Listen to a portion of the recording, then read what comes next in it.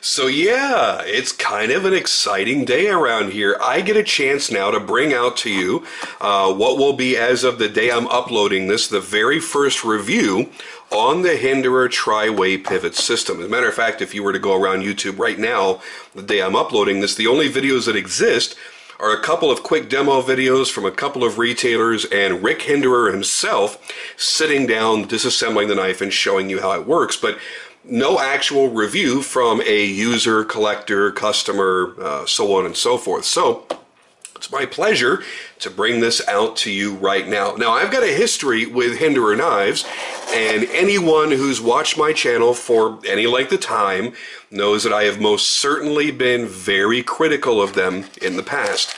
Now, not necessarily critical of their design or of their quality, as I've always maintained that the XM series is among the best EDC knives that you can buy, and they work well under hard use conditions, which really this is what this type of knife is honestly made for.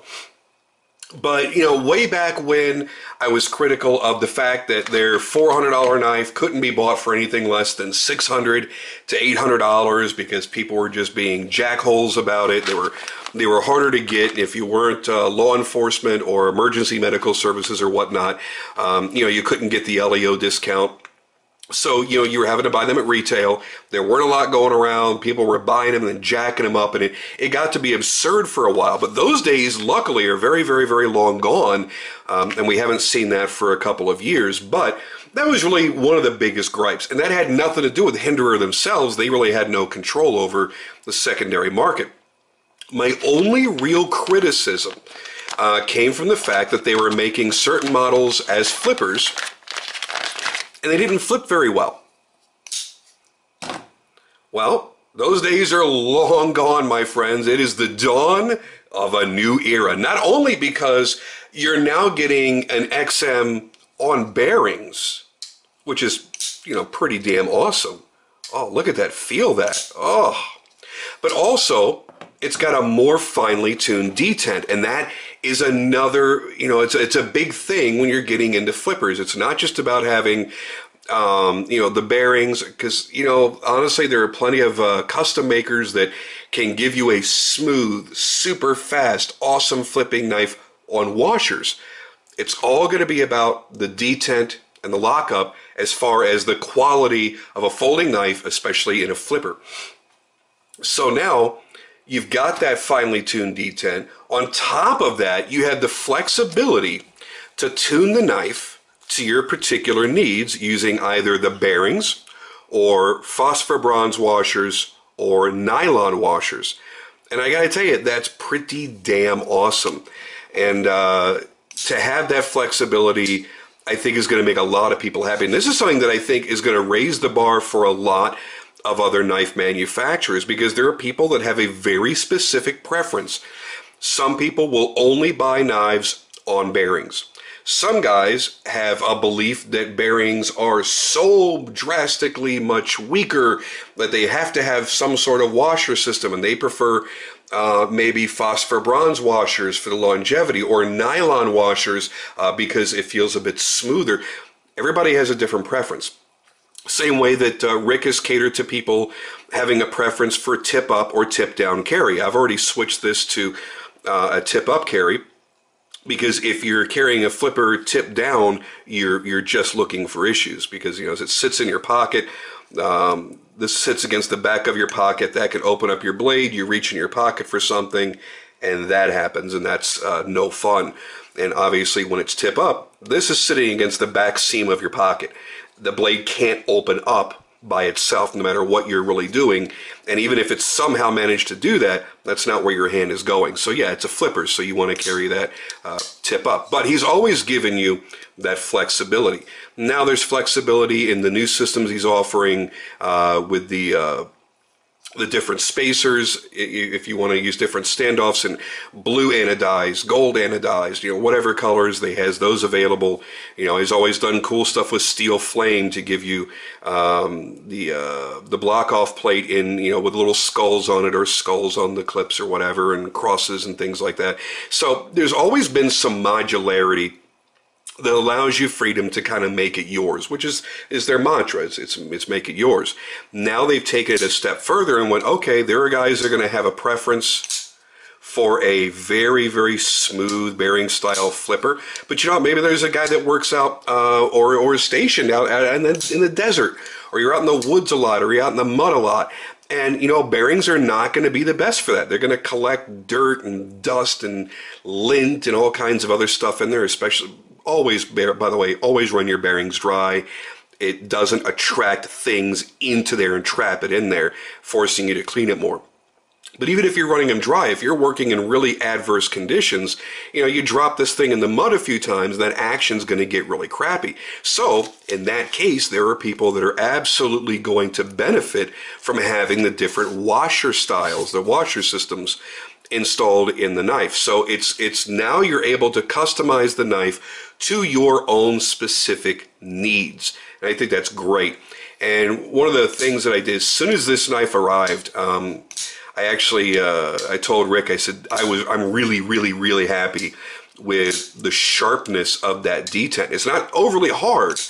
It's just perfect. I can light switch it. I can push button it, whatever I want to do. And he said, yeah, he goes, I'm really happy with how they're coming out now. And he goes, I feel that we've got the shop really dialed in to giving the best possible custom feel and best possible overall quality. And I have to agree, this knife is amazing. Now, the XM is now on generation number 6. I think the biggest deal from generation 5 that has now moved over is the fact that you have the steel lock bar insert. And honestly, if you're using a knife a lot, especially if you've got a flipper and you're flipping it over and over and over and over, that's going to be a very, very big deal to reduce the wear and tear on the lock bar. So that's a great addition to the last generation. But now we're on Gen 6 that gives you the Tri-Way Pivot. If you're looking for visual indicators when you're shopping online, that's what you're going to look for the Tri-Way Pivot design that's inside of the knife. So if you're looking at pictures on the internet, you're just not sure if that's what you're going to be getting, take a look at the flipper tab and you should see it there. One of the other parts of the design that a lot of people don't really talk about much anymore, just again because we're I don't want to say, I guess desensitized, we're so used to this knife, we've all owned them for years, is how important these thumb studs are, because they're not really thumb studs. Yes, you can use it as a thumb stud, but this is going to be your external lock up against the frame. And what that does, because they're sitting right up against the frame, it gives you more strength. It keeps that blade from putting additional stress on the pivot. Now, they're 1/4-inch pivots. They're still very, very strong pivots, but the pivot, as we know, is the weak point to any folding knife. I don't care what knife it is. It could be the most robust, ridiculously overbuilt, insano custom knife with specific heat treating and cryo treating on the pivots and this and that. At some point, unlike a fixed blade, there is a major fail point, and that's going to be the pivot always. And by having the blade stops here right up against the frame, it reduces the stress, or I should say it divides the stress between the pivot and those stops right there. So that's something that, you know, a lot of people go, well, I'm not crazy about the look of the thumb stud. Why does it have thumb studs? If I've got a flipper, it doesn't make any sense, because their primary purpose is not to be an opening device, which, yes, absolutely, you can open it by there, but it really is to support the blade and support the pivot. So it's little things like that that I've always admired about these knives. You know, having the lanyard attachment on every single knife. If you choose to use them or don't, it doesn't really take away from the look of the knife if you don't like it, but if you do like having lanyards, that's a great spot for it. Using the standoffs, that means it's a completely open air design, very easy to keep this knife clean, blow crap out of there with a compressed air or compressed air can or whatever, and do easy maintenance without taking the knife apart.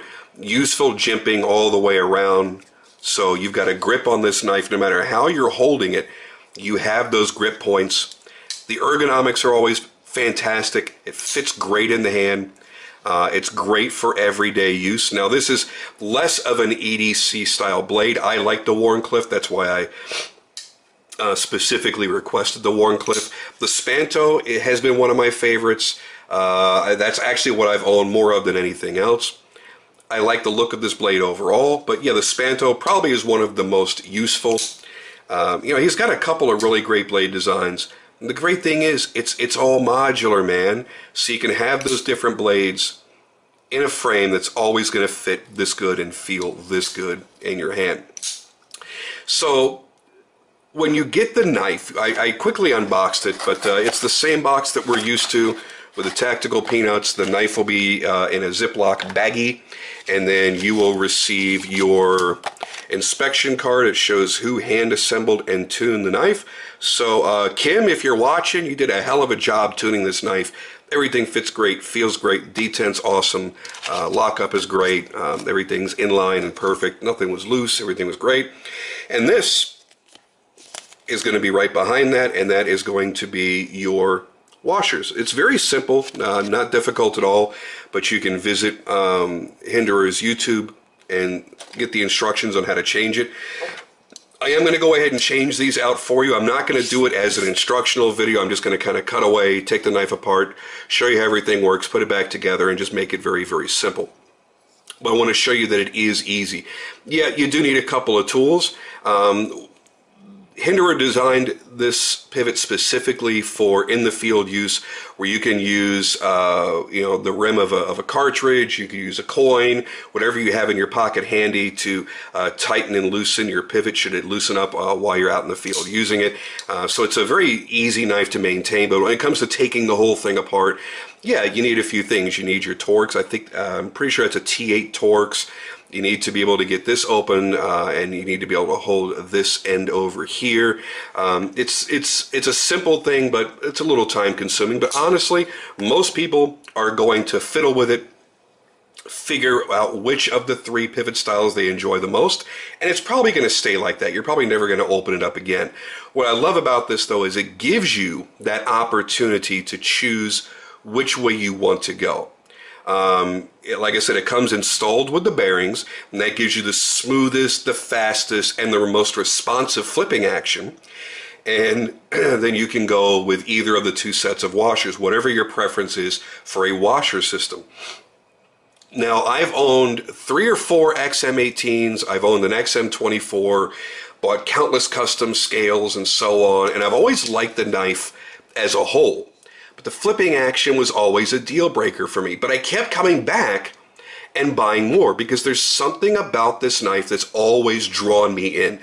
I love the feel, I love the size, I love the dimensions, I love the balance, the feel in the hand. Everything about it has always been such a great knife. And now with this this new detent tuning and the new bearing pivot, I'm a big fan again. I mean, I'm even wearing my Hinderer horsehead underwear right now. I'm not going to show you, but it's there. I'm not going to tell you where the horse's head is. But the whole point is I can be free to be a full-on fanboy because now it does everything I want it to do, and it's got the action that I've been begging for.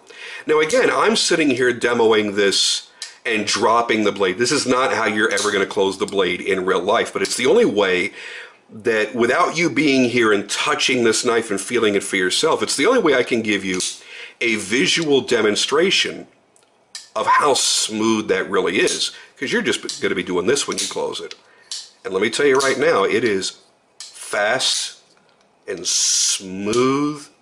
It's awesome, man. I gotta tell you, it's addicting. It's the way a flipper should be. You want to keep playing with it and playing with it and playing with it. So let me go ahead and change the camera view here. We're going to take it apart. I'm going to show you what's inside and show you just how easy it is to change things out.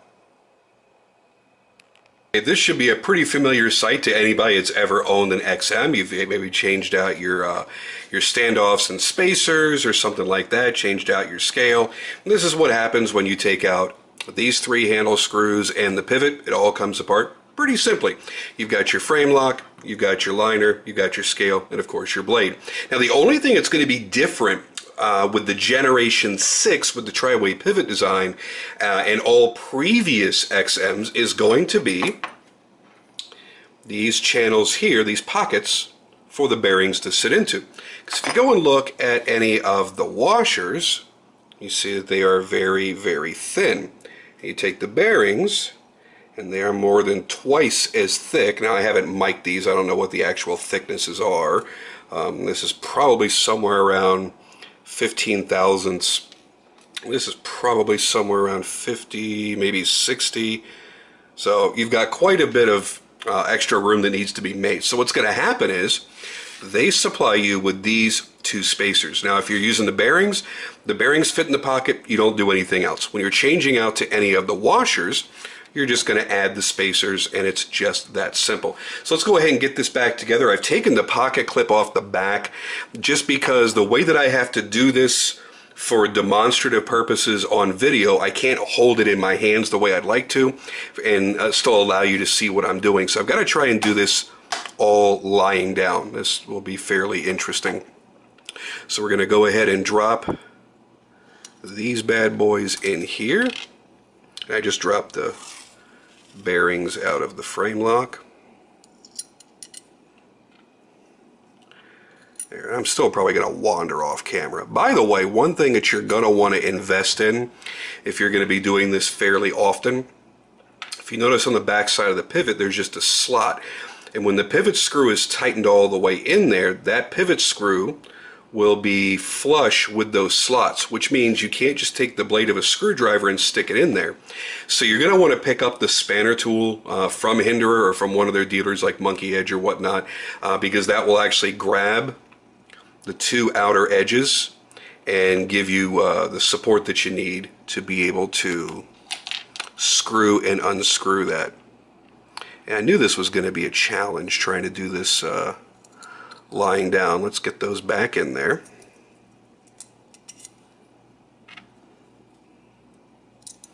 As I'm trying to talk and do all this all at once, and I have about 4 inches of room I have to work with here on my little photo table. Alright, so we have those in there. We're going to go ahead and drop the spacers in.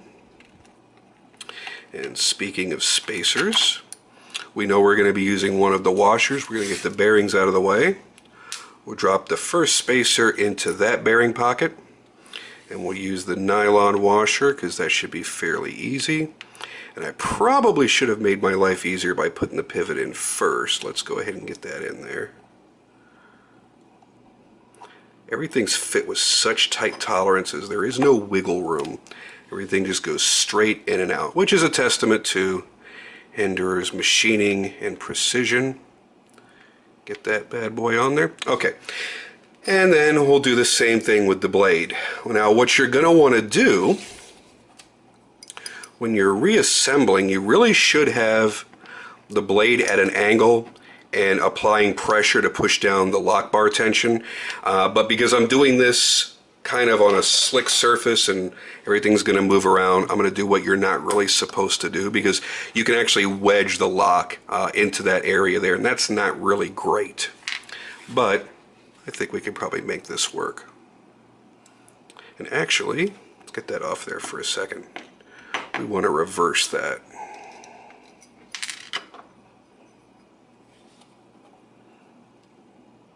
We want to put the spacer, yeah, we want to put the spacer in first. Yeah, I had it right. Okay, so we drop that on there.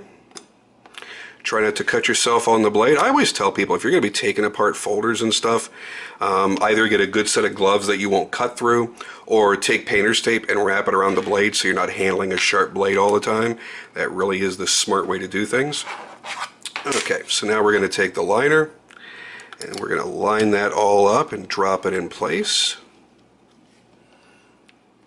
And then do the same thing with your outer scale. And I'm going to start by just kind of getting the pivot started. So this really isn't a terribly slow procedure. You just want to try and do things in the correct order.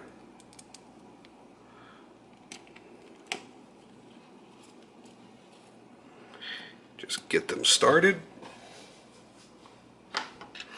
What I like to do, like I said, I like to start with the pivot, and then as I'm tightening, I like to go from the back up to the pivot. I don't know if that's really 100% necessary, but I've found that on a lot of folders that helps to keep everything aligned properly. The last thing you want to do is get your knife together and the blade doesn't center.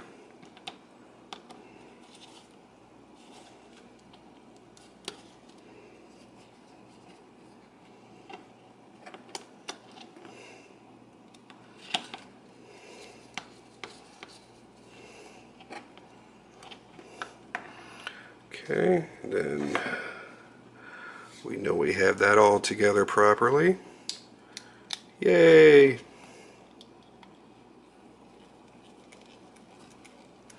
And I'll show you what I meant about the back side of the pivot here in a second.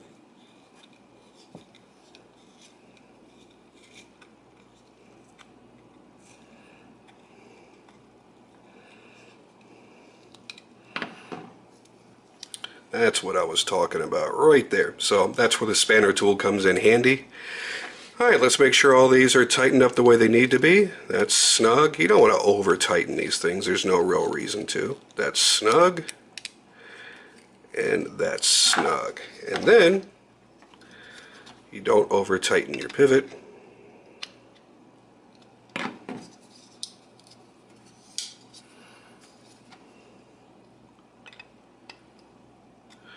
There we go. Everything's lined up the way it should be. Now, even with the nylon washers, this new detent is just fantastic, allowing it to flip a lot better. One thing is, it's not going to have that same level of smoothness, or quickness I should say, that the bearings did, but as you see, it operates fantastically. Locks up the way that it did when it was new. Everything lines up the way that it should.